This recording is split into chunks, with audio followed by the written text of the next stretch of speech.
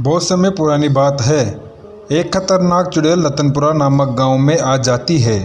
चुड़ैल को गांव में बहुत ही अच्छा लग रहा था और उसे गांव के आसपास से खून की सुगंध आ रही थी। चुड़ैल सोचती है कि उसका खाना इसी गांव में होगा, क्योंकि वह बहुत ज़्यादा भूखी थी। सारे गांव में वह लोगों को परेशान करने लगती है। लोगों को घूमना फिरना भी मुश्किल हो जाता है। हे परमात्मा, हमारे गांव में कोई चुड़ैल आ गई है जो लोगों का खून पी रही है। तुम्हें पता है वह कितने दिनों की प्यासी है। तुम्हें घर में नहीं निकलना चाहिए। मैं तो आज के बाद घर के बाहर नहीं निकलूंगी। अगर निकलूंगी तो जान ही चली जाएगी। हाँ, तुम सही कह रही हो। मुझे तो अब घर में भी डर सा लगता है। सब लोग कहते हैं वह चुड़ैल आती है जो सीधा खून पीती है और सारा खून चूस जाती है।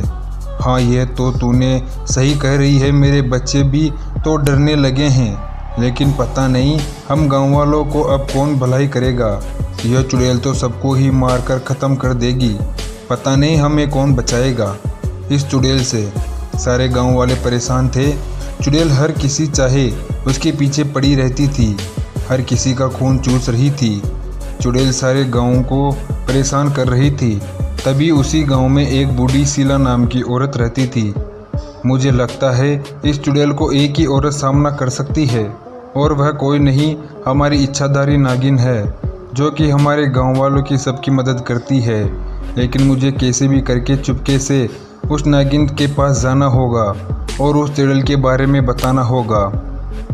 एक दिन की बात है जब चुपके से वह औरत नागिन के पास चली जाती है और नागिन को सारी बात कह देती है।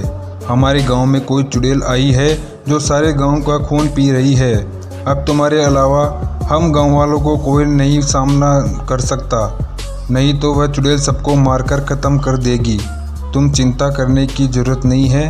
अगर तुम मेरे पास आई हो तो तुम्हें मदद के लिए हमेशा तैयार रहती हूँ। यह तो तुम गाँव वालों को पता ही है। तुम्हें चिंता करने की कोई आवश्यकता नहीं है।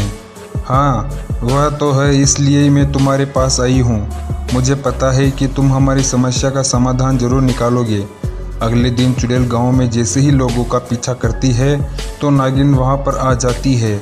नागिन उस गांव के अंदर जाती है और चुड़ैल को इधर लोगों को परेशान कर रही थी। अब तुम्हारा गेम ख़त्म होने वाला है, क्योंकि हमारे गाँव में और कोई नहीं बल्कि हमारी नागिन माँ आने वाली है, और नागिन माँ हम सबकी हमेशा मदद करती है। तुम्हारे हमेशा के लिए ख़त्म कर देगी। तुम्हारी नागिन माँ पास इतनी शक्तियाँ नहीं होगी जितनी मेरे पास है, और तुम अपनी नागिन माँ की मौत मेरे हाथों से लिखी होगी। मेरा कोई कुछ नहीं बिगाड़ पाएगा। अरे, तुम्हें अब चिंता करने की कोई ज़रूरत नहीं है, क्योंकि अब तुम हमेशा हमेशा के लिए इस गाँव से जाने वाली हो, और हमें तो हमारी नागिन माँ बचा ही लेगी। यह सुनकर चुड़ैल नागिन माँ के पास जा पहुँच जाती है और नागिन माँ से कहती है, चुड़ैल, तेरा अंत अब निकट आ चुका है। तूने क्या सोचा था कि तू सारे गांव वालों को परेशान कर लेगी? अब तो कुछ नहीं कर पाएगी। यह सुनकर चुड़ैल बहुत डर जाती है, क्योंकि सच में नागिन इतनी तेज़ थी कि उसकी आंखों में से आंखें नहीं मिला पा रही थी। थोड़ी ही देर बाद वह नागिन चुड़ैल पर वार करती है, लेकिन चुड़ैल कुछ ही नहीं कर पाती और घायल हो जाती है। उसके बाद चुड़ैल हमेशा के लिए गाँव छोड़कर चली जाती है और गाँव वाले बहुत खुश हो जाते हैं।